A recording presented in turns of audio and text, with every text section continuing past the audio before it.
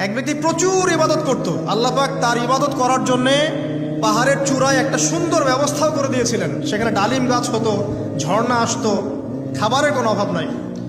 হাদিস এসেছে 500 বছর সে ইবাদত করেছে। কত বছর? কিয়ামতের মাঠে এই ব্যক্তির অবস্থা এমন হবে, তাকে জান্নাতে প্রবেশ করানোর জন্য নিয়ে যেতে বলা হবে।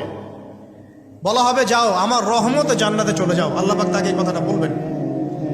কিন্তু এই ব্যক্তি বলবে আমার আমলের কারণে আল্লাহ পাক বলবেন আমার রহমতে জান্নাতে চলে যাও। ব্যক্তি বলবে আমার আমলের কারণে।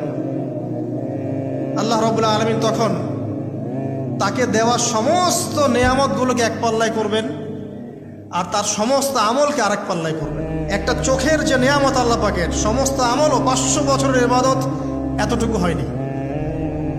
তারপর তাকে বলা হবে ওকে জাহান্নামে নিয়ে যাও। এবার জাহান্নামে যাওয়ার সময় সে বলবে আল্লাহ তোমার রহমতে আমাকে মাফ করে দাও।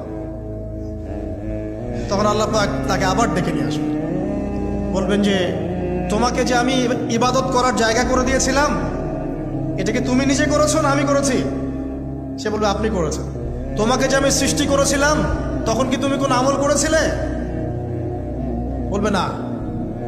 তাহলে তোমাকে যে সৃষ্টি করেছি আমি, এটা কি তোমার আমলের কারণে? না। তোমাকে সারা দুনিয়াতে এত নিয়ামত দিয়েছি, এটা কি তোমার আমলের কারণে? সে বলবে না। তখন তাকে জান্নাতে প্রবেশ করানো হবে। কিয়ামতের মাঠে এমন অনেক ঘটনা ঘটবে যেটা আমাদের চিন্তার বাইরে। আরেকজন ব্যক্তিকে ডেকে আনা হবে,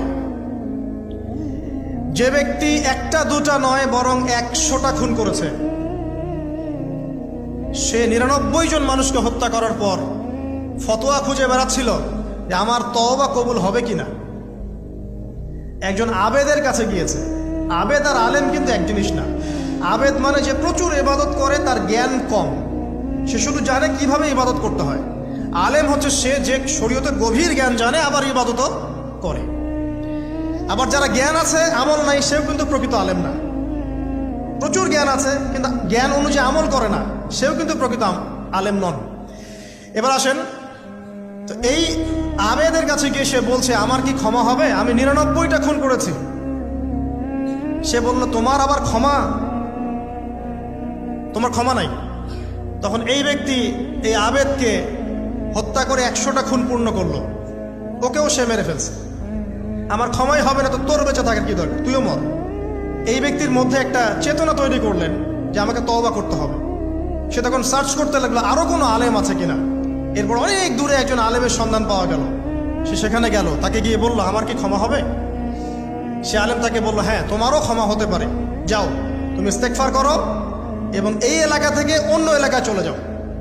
মানে যে এলাকায় তুমি অনেক দিন ছিলে, যেখানে তুমি অনেক পাপ কাজ করেছো, এখানে থাকার দরকার নাই। তওবা করে তুমি অন্য কোথাও চলে যাও, নতুন একটা জীবন শুরু করো। এখানে থাকলে হবে কি, তোমার স্মৃতিগুলো তোমাকে তাড়িয়ে বেড়াবে এবং মানুষ তোমাকে খারাপ নজরে দেখতেই থাকবে, তুমি তখন কষ্ট পাবে। এই জন্য তুমি চলে যাও। তো চলে যেতে যেতে সে রাস্তায় ইন্তেকাল করে। এবার তার রূহ নিবে কে? এই জন্য দুদল ফেরেশতা আসছেন, জান্নাতি এবং জাহান্নামী। তাদের মধ্যে বাক বিতরটা হচ্ছে কে রূহ নিয়ে যাবে।